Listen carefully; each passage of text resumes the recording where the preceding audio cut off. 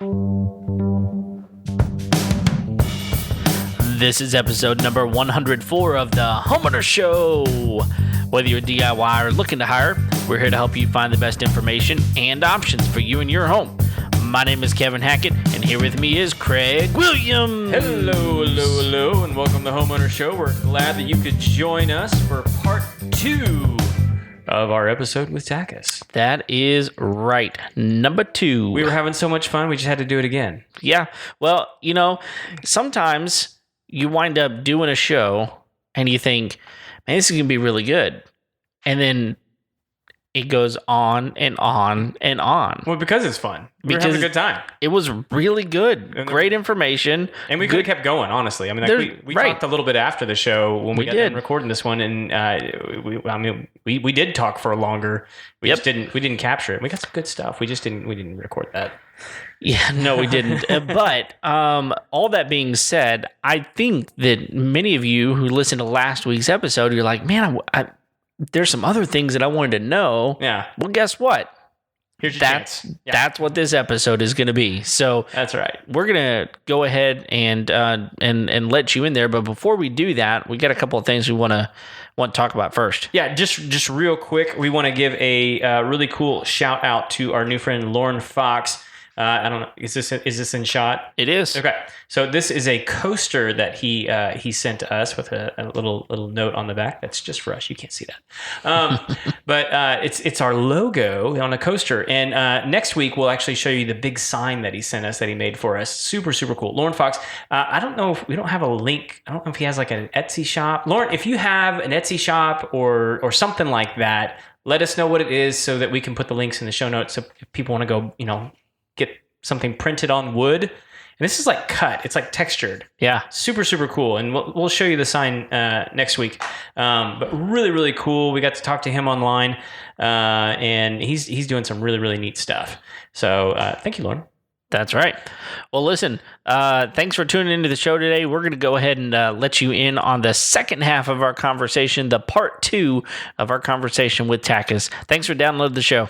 Enjoy.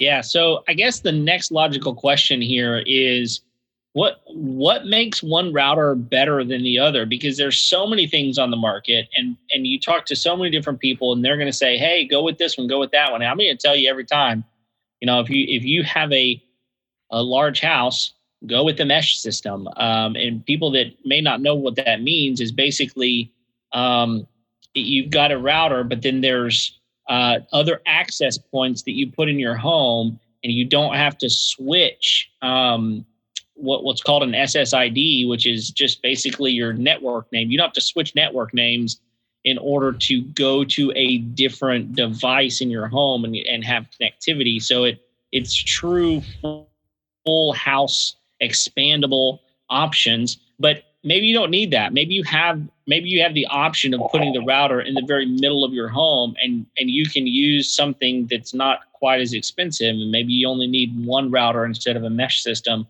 that has multiple access points.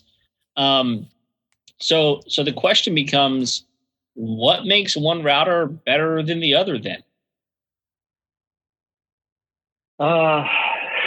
It's another tough question because there's a very long-winded technical answer to that. And I'll try to come up with some better analogies than what I've come up with so far. But in summary, the hardware inside is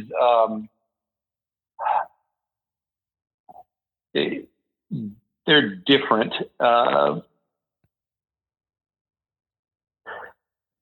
Wireless. So one thing to keep in mind is, and I'll come back to answer that in a second, but I think I might preface the answer with wireless works like sound. It is sound. It's just sound that we can't hear. Yeah. And you think about if you and I were inside your home having a conversation in the middle of your living room. We don't have to talk very loud. We hear each other very well.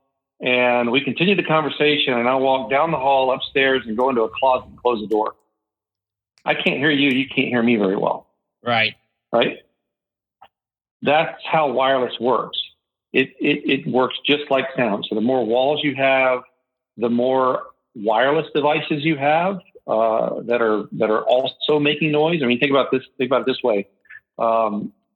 Again, I'm in your living room having a conversation with you. We can speak very clearly and we hear each other. Don't have to talk very loud. Then all of a sudden we get transplanted in the middle of a heavy metal concert with everyone yelling. You and I can't hear each other very well. That's what happens whenever you have more wireless devices within your home that are all yelling at the same time. It's noise. So all those things you have to consider, and that's why the mesh systems work so well, is that you don't have a single device that's talking back and forth to your other devices. You kind of spread that out. But what makes, kind of circling back to what makes one device better than another, it's the components that are inside of it, the number of antennas, the using the voice and sound analogy, how loud they are, how well they can hear. And again, I feel like I'm saying this more than I should. I hope this is kind of making sense, because I can't think of many other analogies, but other than you have to think that wireless devices, they communicate via sound that we can't hear, and the better devices can hear better and yell louder. You kind of get what you pay for, don't you? Yes. Yeah, I mean, like I'll just give you an example. My Eero mesh system, it's the Eero Pro router with two beacons that you can plug into other places in your house. So basically, there's 3 access points. It's like $400. So it's not cheap to get that system. That's today. Now it may be, depending on when you're listening to this, it could be less expensive in the future. But you could also go buy $100 router, or maybe even $80 router, and would it do the job? Well, it all kind of depends. And I think one of the things that people need to kind of determine is, what do they need out of their router? I mean, for Craig and for me, when we've got children at home, we need some filters, and we need the option to lock down or pause our internet, or to put content filters, and so that our children don't get to things that they don't need to be getting to. Certain routers give you the opportunity to lock some certain parts of the internet down, where others don't necessarily give you that option. So, knowing your family and knowing the way your internet is being used, I think makes a big difference in which router is going to be the right one for you. So it's not a blanket answer, but you get what you pay for. If you find a cheap router and someone tells you it's great, well, they're probably wrong. Frankly. Yeah, I would agree with that. I mean, up to a certain point, I can say that I have worked with some commercial or enterprise, quote unquote, enterprise grade wireless devices, wireless access points, and they weren't really any better than some others that were much more economically priced. But I can say that if you go out and buy something off Amazon for $50 or $60, I would say the range between $50 and $500, you absolutely get what you pay for within that range. You go over and above the 500 mark, you're paying for a name, you're paying for marketing. You're really not getting much for your money over and above that. Right. But so that would be my 2 cents. And I can say that we have had, just like yourself, Kevin, we've had many clients that have raved about the Eero Pro mesh system. It's not cheap, but it's a set it and forget it. You buy it and you're done. Yeah. And you don't have to worry. Wireless becomes a non-issue at that point. It does. Yeah. And there's some really cool things that I can do with my phone. Like I'm 30 miles away from my house right now, and if I want to pause the internet at my house, I can do it. And that's a nice little feature. I mean, that, Craig and I talk about family life quite a bit and how important our families are. And, you can set your internet to work at certain times and to not work at other times. And you can really, with the eRow, I can see every single device that is on my internet router, on my router that's connected. And I can set each one of them to a different profile. And each one of those profiles can have their own content filters. So, if I want my daughter to have, if I want her internet to shut down at 8:00 at night, but I want my son's to shut down at 6:00 at night, I can do that. And it doesn't come back on until I tell it to. So there are a lot of things that you have the ability to do with some of these systems that others don't give you the ability to do. Now some people are going to listen to this and go, look, it's just me and it's my husband and my wife or whatever. It's just two of us living at home and we don't really do anything but watch TV and answer phone calls. Well, maybe you don't need all of that stuff, but kind of knowing who you are and what you need in your house. I think that kind of goes to what speeds you need, all that kind of stuff. But yeah, all of it kind of plays into how you're using what it is that you have. And that's going to determine, what you need, And how going back to your analogy about the you being in your house and then moving over to the rock concert. If I'm understanding what you're talking about, moving over to like the rock concert, it doesn't necessarily mean that just because you're logged in to that Wi-Fi network doesn't mean that the other networks around you aren't creating noise. So you don't necessarily have to be logged into those networks in order for them to be, deterring your speed and slowing things down and making noise. That they're still there, especially in these neighborhoods where these houses are so close together. Am I hearing that right? Yeah, you are. I mean, kind of to add to that, people living in apartment homes or condominiums or townhomes, they have a lot of wireless challenges because their neighbors are talking over their wireless within their home. So yeah, you get it. With a wireless router, gosh, we could have a whole other segment just talking about wireless. but you are correct. I mean, so in other words, it's not necessarily a good thing that all those other networks are showing up like on your phone that you're like, what are all these other networks? That's not necessarily a good thing. That's just noise being created. No, it's not a good thing. It's a bad thing. Yeah. So it's good to be in the sticks. Yes. to a certain degree, which by the way, we need to get you guys out to my neighborhood. Because one of the challenges of the homeowner show is that the internet is terrible in the studio. Yep. I wish I had $1 for everyone that said that. I'd probably be living on an island somewhere at this point, but hey, I would love to help you get to that island. Well, so I'd love to bring internet to your neighborhood. Yeah, we'd love to get there. Come on. Yeah, and I'll kind of speak to that for a minute. Like one of the things you talked about is that y'all create your own infrastructure. You're not piggybacking off of anybody else. So, for example, whenever y'all came into our neighborhood, you had to get a certain number of buy-in from the homeowners to say, yes, we will pre-order this before you would be willing to spend the money. I can't even imagine how much money it takes to put down the infrastructure to lay all of that fiber cable. And just to kind of put this into perspective, y'all had a major problem that happened, I don't know, maybe 2.5 or 3 months ago at the corner of 105 and Walden Road. Do you remember what I'm talking about? Oh, absolutely. There was a drilling company that was there doing work for another utility. Yeah, another utility company came in, started drilling without knowing what they were drilling through and drilled right through the backbone of that entire area, correct? Correct. Yeah, yep, so that's correct. So let me put this into perspective for everyone.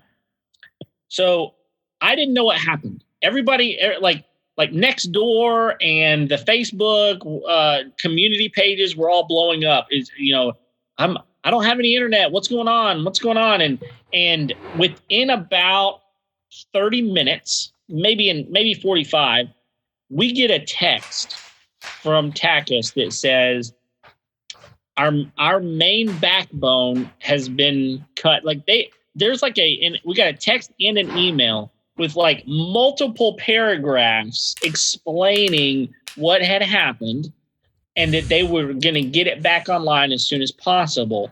This took roughly, if I remember correctly, roughly 6 hours to fix. Am I right on that time frame? Do you remember how long it took to fix? Actually, yeah, that's about right. It was down from about 10 o'clock that morning until about 4:45. Yeah. We had to replace about a half mile of cable. Oh my gosh. And then splice in at multiple points. To get that back up and running. And that's crazy that in 6 hours you got out there, you got half a mile relayed and got us back going. And then on top of that, you kind of took it a step further and like sent another email out saying, hey, we're very sorry. This is not the type of service we try to offer. And yet, we had no control over this, that sort of thing. I can't imagine if that happened with some of these other companies, how many days we would have been without service, because you do a great job. And I want to tell you, from a consumer side, I thoroughly appreciate the fact that it only took 6 hours, because that could have been a much bigger ordeal. And you would have had a lot of people complaining, obviously, over something that you had zero control over, Yeah, I appreciate that. We look at it as what would, since we started with a clean sheet of paper, we look at it as what would we want our internet provider to be like if we could start with a clean sheet and create a Christmas wish list. And that's what we've done, and we're continuing to improve on it. Everyone around the office knows the saying for me is I hate fire drills. I'd rather get a red light than a fire drill. And that was a fire drill. Yeah. So to prevent the fire drills, we have been in the process. You've probably seen some of the construction building around the east side of the lake to complete a ring. So in the future, roll forward a little bit. If that were to happen again, which God hopes it doesn't, but if that were to happen again, we get a red light. We know it was cut. Nothing happened. Yeah, you continue to be up as if nothing happened, and we don't have to have everyone run out there to pull in half a mile of cable and splice in and everything else. We can worry about it tomorrow because no one's down. Yeah, so we're in the process of building that. So that's beautiful. That's absolutely beautiful. Yeah, Kevin, Yeah, go ahead, please. No, thanks for that. I mean, I just to give you an idea of what we've done in a relatively short period of time in the Lake Conroe area, we've invested over $15 million in the infrastructure in the ground. Wow! And so, as you can imagine, we treat it like our baby, right? And we treat every single customer like it's our internet connection there. And so we pride ourselves on having on effectively delivering to the customer as close as possible, if not even better, than an enterprise grade connection into their home. And so when you say enterprise grade, that means, 4 nines of reliability, 99.99% up all the time. And so because we know that people are working from home, we know that they are educating their children from home. And before COVID, it's the same thing. Nothing has changed for us, but frankly, the magnitude, the gravity of what we're offering, the service that we're giving, we treat that really seriously. And to have something like that happen in the midst of a global pandemic, when people are trying to work from home, when they're trying to wrap up the school year, this is in early May, I think you're referring to. That was something that really we had already put in motion. What Hal described. Quite frankly, we ended up probably building one of the most challenging, if not the most challenging, areas to build a fiber network. In the Houston area, because of all the fingers there, right, and all the it's virtually impossible unless you go across a bridge or tunnel underneath the lake for 2 miles up along 1097 to create a loop. And so how do you do that? Well, there are a number of different ways you can. We're putting those in motion right now. We're really excited over the next few weeks, next couple of months to unveil what we have planned for our customers to really complete that. So that's why we said, look, that's not the service that we set out to deliver. Yeah. Even that 6 hour, or 8 hour downtime that we had, as you can imagine, that's just, we wouldn't want that for our homes. And I don't care what people have gotten so far and what they're used to. At Tachus, we don't talk about everyone else. We talk about what we want to deliver, and we want to always be getting better, always improving. And so that's why we also gave a credit to our customers and said, look, we're going to treat you like you're a commercial customer. And if you're in a service level agreement with an enterprise grade internet provider, they provide service credits during outages if they occur, right? So if they do not hit their service level agreement, then you get a prorated amount. And so that's exactly what we did. We gave everyone a $5 rebate. It probably does not for a lot of folks. Some of them might have been impacted far more than $5. But at least, we wanted to show, look, we're going to put our money where our mouth is. We've not only invested in our network, but we've invested in you as a customer. Yeah. And we want you to know that we take this really seriously. Well, I'll tell you this, it made me go. I remember I told Craig about this. And if you remember, I said, they've got a customer for life out of me just for that $5 credit. I mean, it was you saying, I'm sorry in a huge, huge way. And, not only that, just recently, Texas changed the tax laws for you guys. And we got an email saying that, hey, look, they're not charging internet tax like they used to. And so we're not going to keep charging you the same amount. Your bill is going to go down. It's that kind of stuff that, I think we live in an age where people try to take advantage of people any way they can. And to have a company that is not willing to take advantage of, but rather say, you know what, the customer is our top priority. And without the customer, we have no company.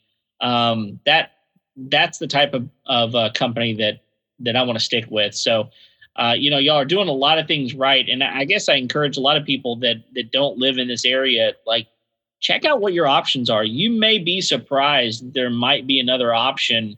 If you're not happy with the service you get, shop around and see what your options are.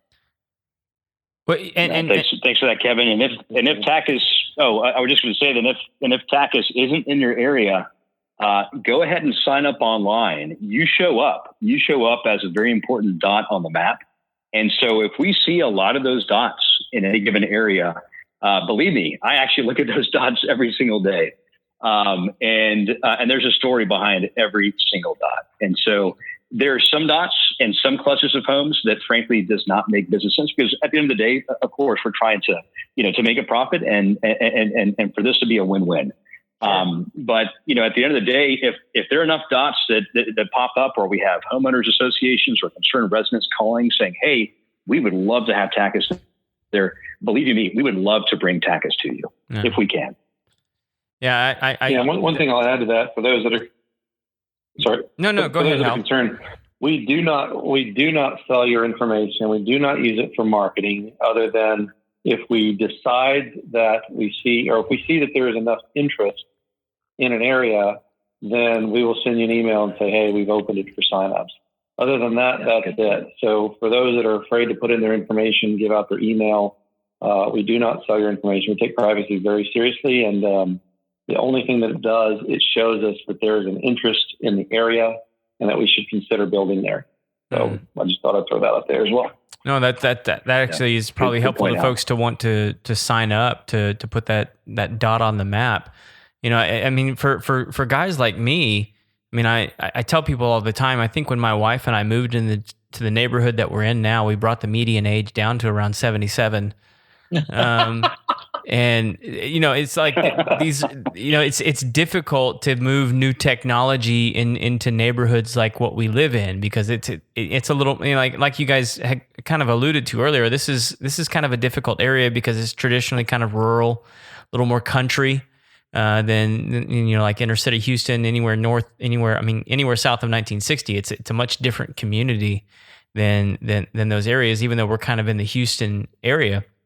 But one of the big complaints I hear from people, like in my neighborhood in particular, and so I'm gonna continue to push you guys to get those dots up on the map, is that most people say that they're sort of living under these monopolistic regimes of internet providers, where I don't even though the service sucks, I only have one choice, and so I've got to keep going back to these people, and I can complain even though they're not going to do anything. And I'm just kind of curious, is that kind of what you guys are fighting against? Is sort of these, and I'm not necessarily like saying like monopolies are inherently evil or anything like that, but like that these a lot of people just don't have any other options to pick from. Yeah, that's right. Yeah, and especially if you're in rural areas too, depending on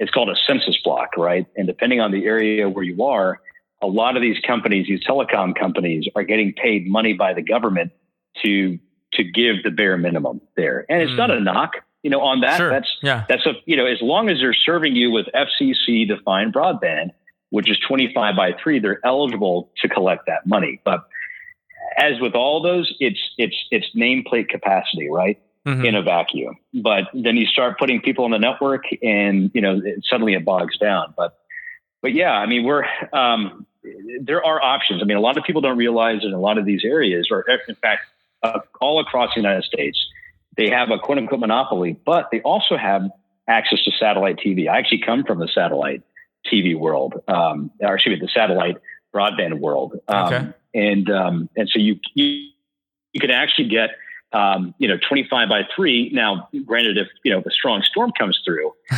it's probably going to interrupt the signal. But quite frankly, the outages are far less. Okay. Right. They might be a little bit more intermittent, but the outages are far less there. In fact, I'm also a co-founder of a company that's delivering a satellite. We're actually launching a satellite next year up in Alaska. Talk about one of the most challenging regions, in the United States to do that. But satellite internet works, and if your only option is a 10 megabit per second DSL connection, a 10 by 1 connection, which is very common for DSL, quite frankly, you can get a 25 to 50 megabit per second satellite internet connection, and pretty much cut the cord, and have better speeds. It comes with its own challenges, but it at least is another option. It's always up there. So just for what it's worth. Sure. Well, and that kind of leads me into a little bit of what we wanted to talk with you guys about. I mean, because we are in the middle of, having our kids be at home for school. Everyone's having to be on their own device. Mom and dad need a break, to Netflix and chill or whatever it is. I mean, we're using the internet more probably than we ever have in the history of the internet, which I mean, was probably going to happen just because of, progress and technological progress. But what are some tips that you guys might have for folks at home, aside from, obviously signing up for Tachus, what are some tips in order to make that experience better at home for people? And I think I've heard one already, which is hardwire as much as you can. What might be some other suggestions that you guys have for homeowners to better improve their internet speeds at home? I think you heard also what Hal said earlier about investing in the hardware too, right? So in addition to hardwiring, you get what you pay for generally within that $50 to $500 range that Hal mentioned earlier in this call or earlier in this podcast, and so that's definitely something else you can do. Okay. Yeah, that's what I was going to say. Is hardwire what you can, invest in decent. For what you can't hardwire, you've got to go wireless. So invest in a decent wireless mesh system. Similar to Eero or Eero Pro mesh. There's some other things you have to consider, like stucco. If you've ever seen a stucco home get built, it almost looks like chicken wire that they put up before they put the stucco on. Mm-hmm. Those are the worst because those are like little antennas inside the walls that just interfere with the service. So maybe buy 2 Eero Pros, just to cover that house. Hal, you're singing my love language right now, man. You and I could probably riff on stucco homes for a couple of hours, my friend. Is your stucco by chance? It is not. No. No. Okay, if you've listened to any old episodes, like my house is weird, but it is not stucco. So it has its own issues, though. But those are the things that you can do to help. Another thing that you can do is if you don't want to spend the money on an Eero Pro system, spend $400 or $500 on it.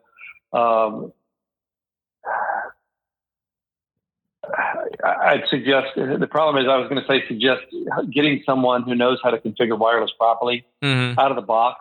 Most routers are set at the slowest setting. Oh. You can get, more devices on wireless at the same time. Again, I'm kind of going down the technical path of wireless, which, like I said, I could do a whole show on that. But get someone who knows how to configure them properly. Right. Because if you have just a handful of devices, there's some changes you can make to it to significantly speed up your throughput on the wireless side. But those are just a few things I can think of. And if you're with Tachus, do you guys have techs and help desk people that can help you do that? We do to an extent.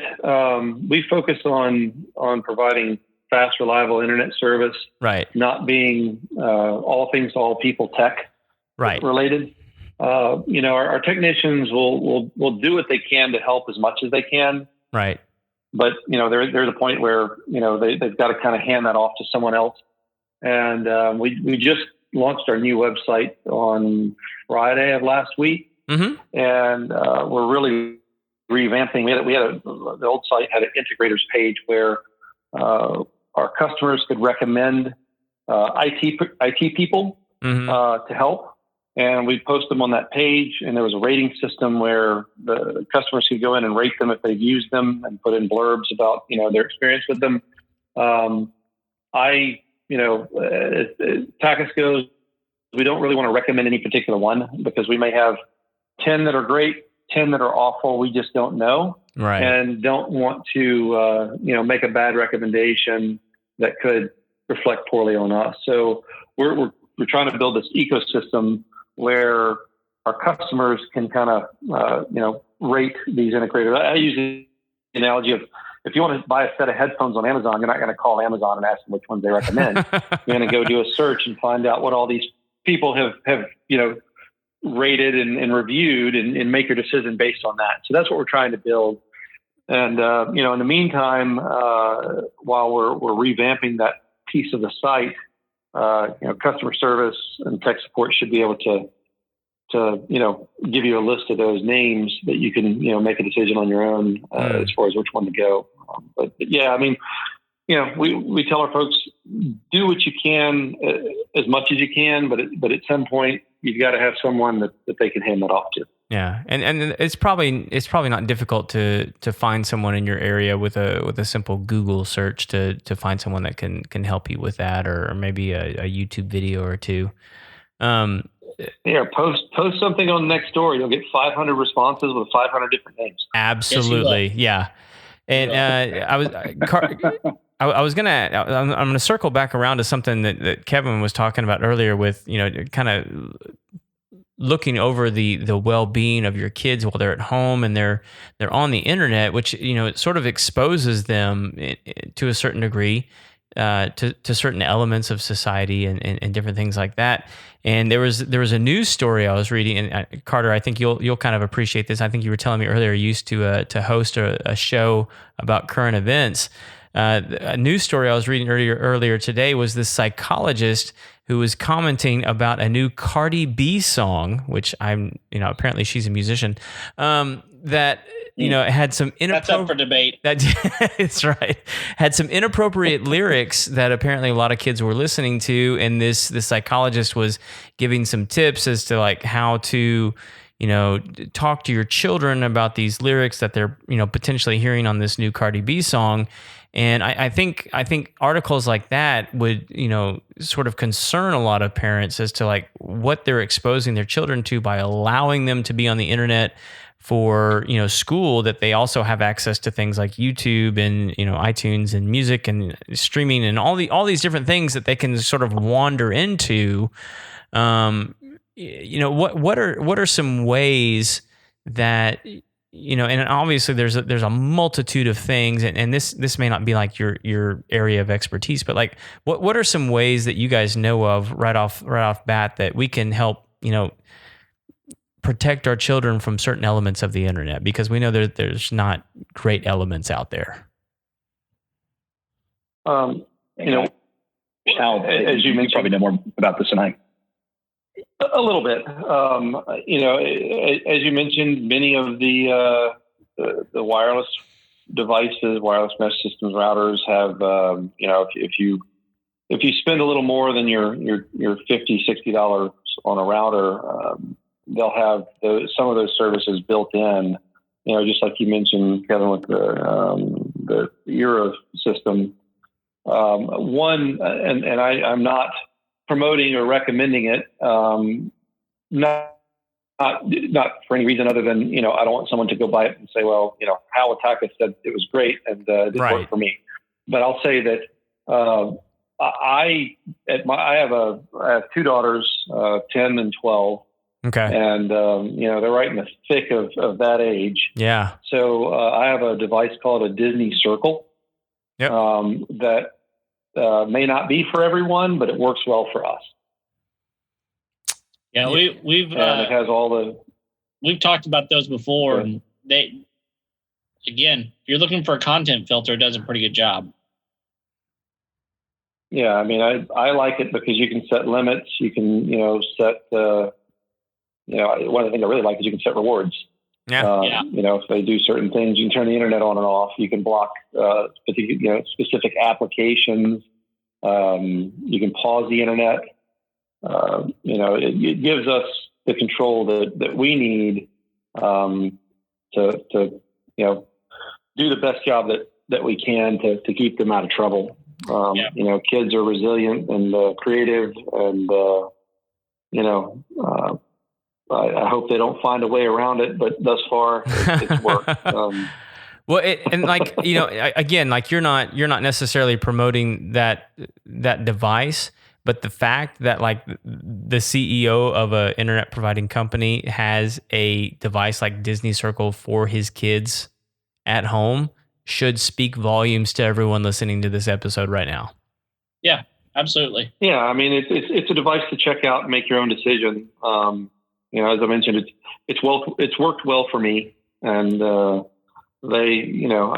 could hit the pause button. Well, they're probably in bed right now, given the time. But if we had done if I had demonstrated at the beginning of the show, if I had hit the pause button, you'd hear two screams. The internet's so. We have similar tantrums in our home as well. Yeah. Definitely. Yeah. Well, we've covered a lot. Is there anything about Tachus that we haven't covered that you think our listeners may be interested in hearing? Two things I think I'd mention is because we get asked this a lot, or we see comments on it. Craig, I believe you mentioned, I don't know if it was Craig or you, Kevin, that mentioned, we open areas for signups. We do take a $20 signup fee when we do that, and to be very clear, that's just to make sure there is a demand. It keeps the 15-year-old gamer from going out and signing up, 500 or 1,000 of his neighbors, and hoping that we come build it. So it's a small commitment that we ask of the residents within the neighborhood, so that we can make a large commitment within the neighborhood. And, anytime we have an area that's open for signups, we have a goal that we need to reach to make it make sense. And if we reach that goal, we build it. If we don't reach that goal, then we refund everyone's money. We're not out to take anyone's money. It's solely just as a validation to make sure there's a true demand. So a deposit, that, if you will. And then the other thing, yeah, exactly. And, it goes towards your first month service. So it's not that you're losing the money. It's just a confirmation that, hey, you really want us to come build it. Yeah. And we want to make sure you're a person. Yeah, exactly. Yeah. Exactly. The way we look at it is once you're installed, there's no contract, there's no cancellation fee. It's a month-to-month service. And, we have no intention of ever raising rates. As you've seen, the rates have gone down, not up. That's right. And, I just hopefully, for those that are like, who's Tachus? I've never heard of this company. They're just another shady internet or telco provider. We're really trying to change that perception. Yeah. And, we appreciate you giving us this opportunity and Kevin, you being a customer, and glad you're enjoying it. Yeah, absolutely. Most definitely. Thanks, Kevin. Sure. Well, we like I said before we started this, we cannot let you get away without going through something we call our Final Four. The Final Four. That's right. Final four questions we ask each one of our guests. So we're going to go through each one of them. We'll try to make it speedy because I know we've been doing this for a long time. Hal, we are going to start with you. How about that? Yeah, you guys might be setting the record for like longest homeowner show episode, and like it doesn't feel like it, but like it's creeping up there for sure. Yeah, it's such good information, man. I mean, I think this is going to be a well downloaded episode, I believe. So here's the first question. Hal, we're going to start with you. What's the must-have tool you won't leave your house without? I want to give you the cliche answer and say it's my cell phone, but I think that's a given. I'm not going to stray too far from that answer, and I'm probably going to say my Apple Watch. Oh, okay. There you go. All right. We actually have not gotten an Apple Watch before, but I think that's actually a pretty good answer. I agree. I've actually been using. Yeah, my wife. I use the flashlight function on mine a ton now. Wow. Yeah. I'm not familiar with that function. I've seen it on there. I haven't used it. I'll check it out. Yeah, it's well, I mean, I don't know how many attics you crawl around, but like for me, it's really helpful. I used to climb around a lot when we first started, but hopefully my days of climbing around an attic is far behind me. There you go. If you've got 50 plus employees, you got plenty of other people to crawl around an attic for you.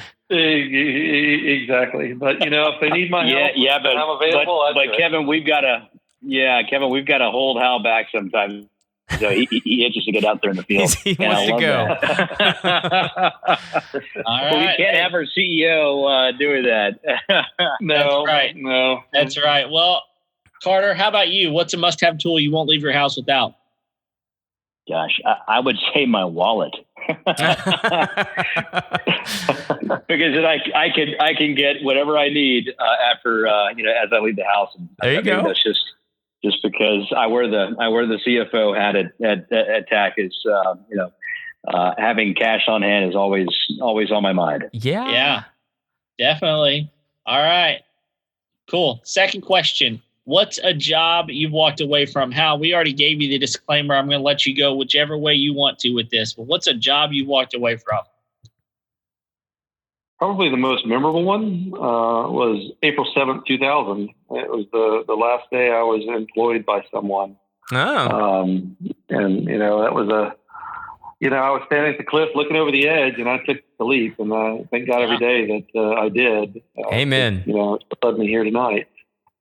And, that was probably the scariest, hardest decision for you to make. And I can't say that it's been fantastic and without any sort of turmoil, but, as Carter knows this phrase well, if it was easy, everyone would do it. Yeah. That's right. But, That's right.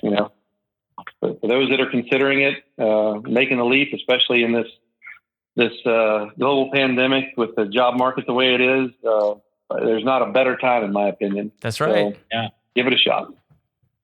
All right, Carter, you're up. What's a job you've walked away from? Kind of a similar story, Kevin.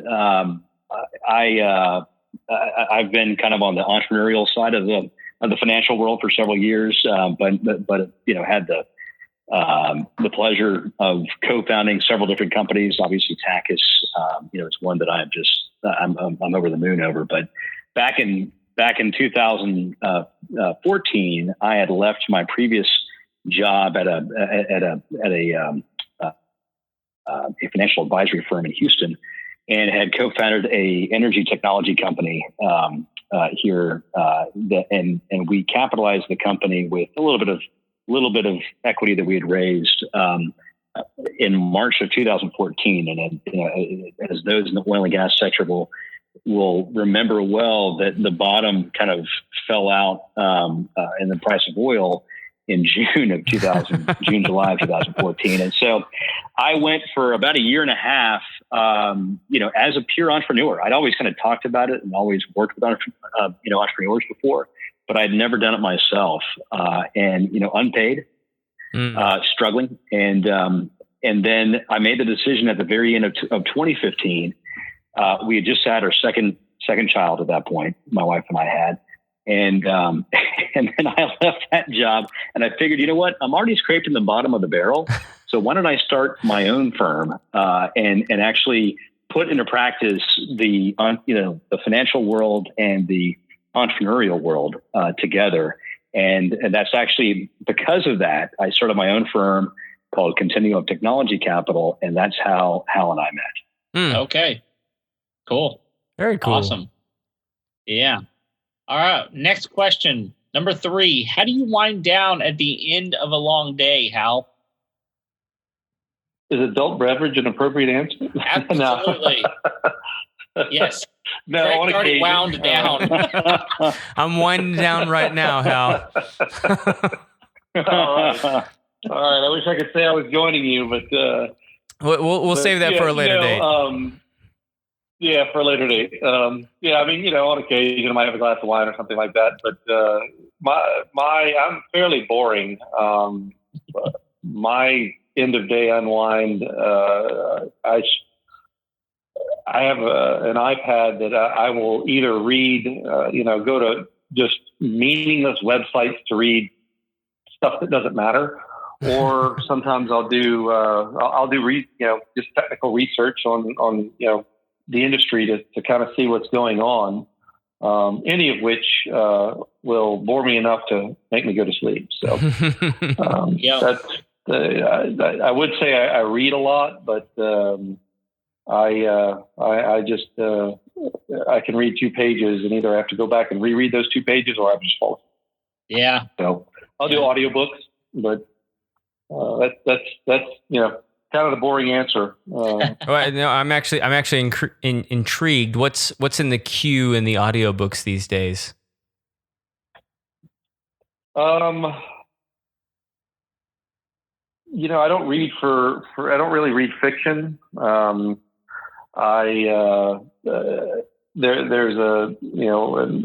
a guy that I've kind of been reading a couple of his books, named Simon Sinek. Oh yeah, I love Simon. Who I find interesting. So I've read a couple of his books recently. And which one did you finish most recently?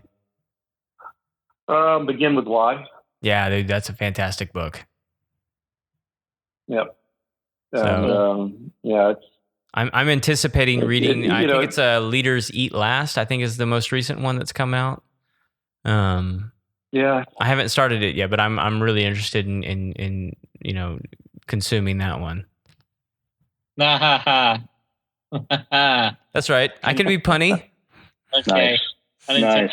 Hey, all right. Moving on. Carter, how do you wind down at the end of a long day, buddy? Well, I've got a little bit of a commute. Fortunately, it's a reverse commute down from the Woodlands at our headquarters here in Tachus to to my home, the Galleria area. But what I love to do is to try to make the dinner with the kids. We've got 3 kids now. My oldest, Owen, is 8 years old. He just turned 8 last week. And one of his first questions that he always asks to me when I sit down with him at the table is, "Hey, Dad, how many installs did Tachus have today?" And so it's always tons of fun. Yeah, it's always tons of fun to talk and hear about their days, and even as any entrepreneur, it doesn't matter if it's just you or if it's leading a team, a large team. We all have the same challenges, the same struggles, but family just puts it all in perspective. And it just the ability to kind of step back. That's when I begin to unwind. Unfortunately, my getting home is a little bit later and later these days, just with everything else, all the other exciting things happening at Tachus. But that's something that really I hold really near and dear to. And if there's only one thing that I will, that I just won't sacrifice in this family. Yeah. Well, good. That's a good place to be. Craig and I definitely toot that horn as much as possible. So we're behind you on that 100%. You have to be intentional about it, right? Because it's one of those things that you can eschew, and it's really easy to do that, to put that aside. But if you don't make it a priority, it's not going to happen. Yeah. But yeah. I mean, even this right now, I mean, here it is. I mean, it's late in the evening and Greg and I are kind of just like, look, we're not going to do anything until our kids go to bed. I mean, we're a lot of times we start our podcasting after our kids go to bed because they're important. And so, we don't want them to ever feel less than, because we both work, we got jobs. And so, kind of is what it is. All right. Last question. You're through the home stretch. Here we go. Number 4. What's one of the best pieces of wisdom or advice that you've ever received, Hal? Wow. I've received a lot. I've been very blessed to get to know some great people, some great business leaders. And, I've paid attention and listened and had a lot of really good advice. But probably the one that resonates most with what, I've been doing for the last, decade or so is, focus on the customer experience.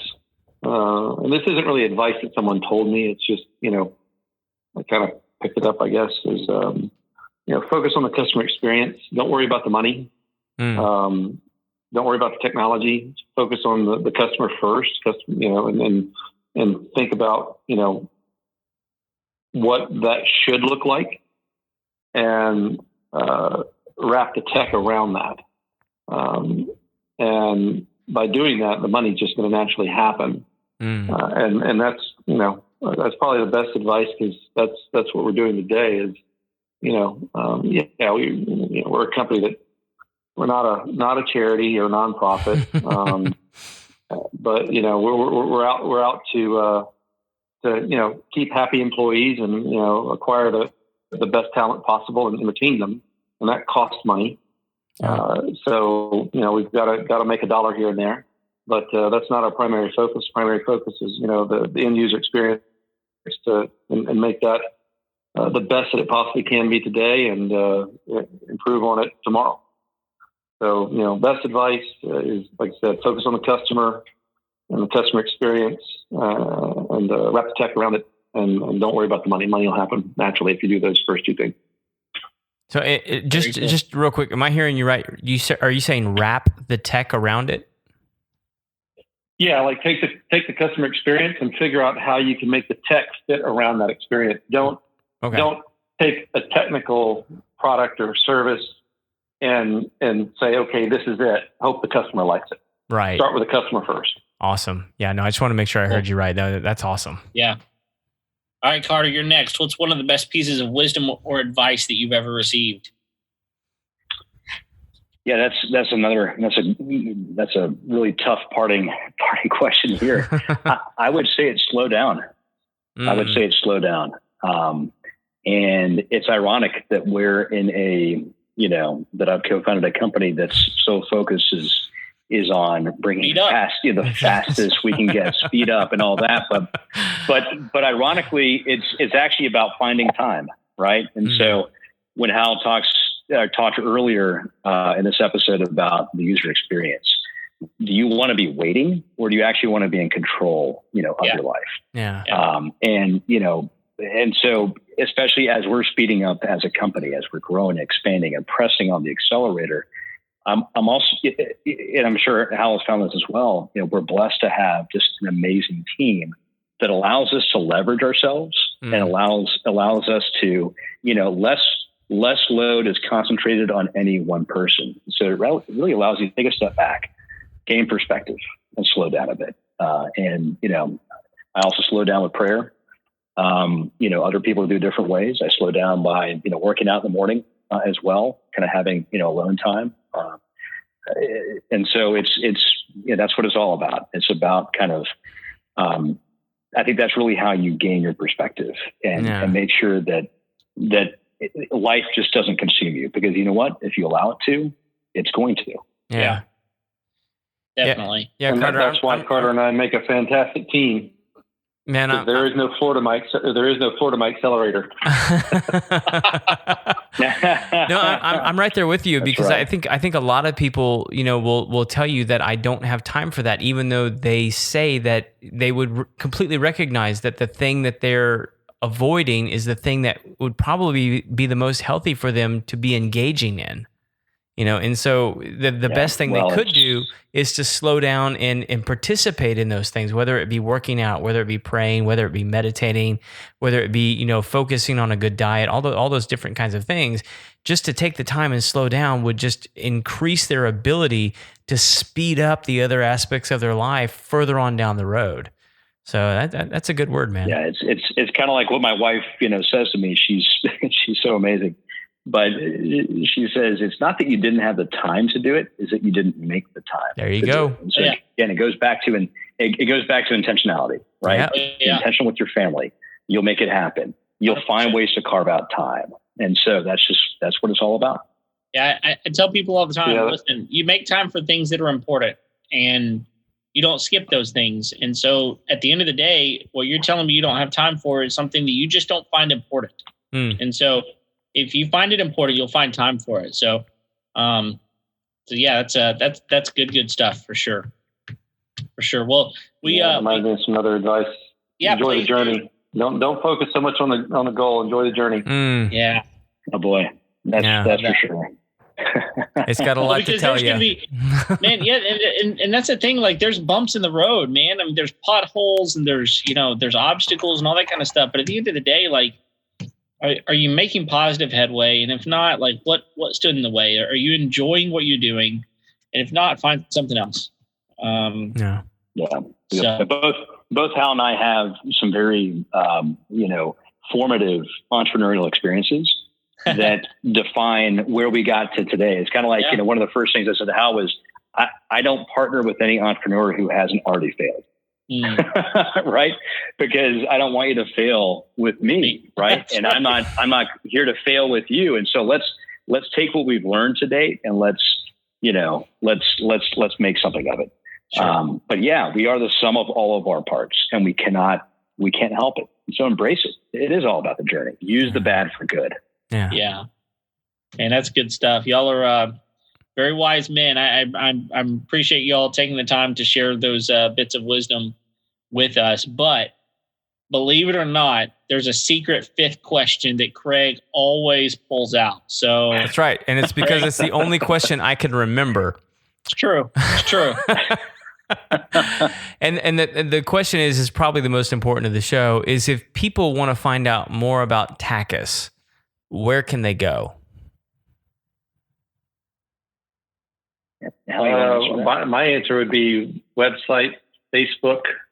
I wish I could say town hall, because we unfortunately can't do those today. But right, normally when we go in a neighborhood, we try to find a place to do those, to talk more about it. And those aren't occurring today for obvious reasons. But what is that website address? Real quick. Tachus.com. Okay. TACHUS.com. And we'll link all that up in the show notes. Of course, your podcast, the Homeowner Show. There you go. Yeah. That's it. Exactly. That's the best place to get Tachus information. But Absolutely. Other than that, go to the website. It's going to be in the show notes. You've got 2 hours of unfiltered Tachus info here on the Homeowner Show. So we appreciate that.